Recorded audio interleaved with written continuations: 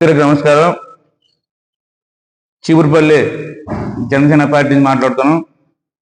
అలాగే నిన్న చూసాం వైసీపీ నాయకులు చేసిన విధ్వంసం.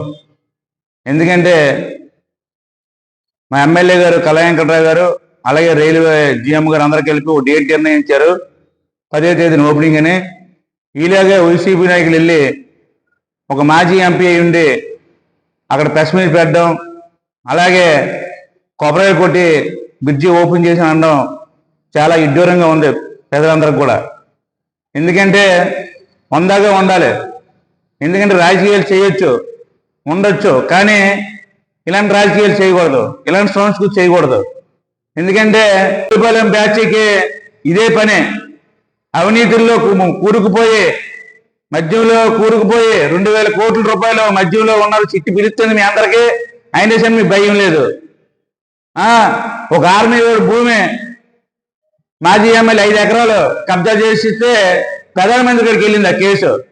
మరి మీరు ఎంత గనులో పెద్దలు తెలుసు.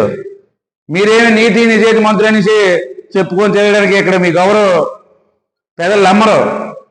మీరు ఇన్నాళ్ళు పెట్టి పాలిస్తుంటే భయపెట్టి పాలించే తప్ప ఎక్కడ కూడా మంచిగా పాలించే పరిస్థితి చీపురుపల్లి నియోజకవర్గంలో లేదు. ప్రతి రైతు, ప్రతి వ్యాపారస్తుడు మీకు భయపడే బతుకుతున్నారు చీపురుపల్లి నియోజకవర్గంలో. నాయకులు ఏం చేస్తారు? వాళ్ళు మీలాగే నేర్పుతారు. ఎందుకంటే రేపు ఎయిర్పోర్ట్ కూడా ఓపెనింగ్ అవుతే జగన్మోహన్ రెడ్డి మీరు వెళ్ళి అక్కడ కొబ్బరి కొడియండి. పోలవరం ఓపెన్ అవుతుంది, అక్కడికి వెళ్ళి మీరే కొడియండి.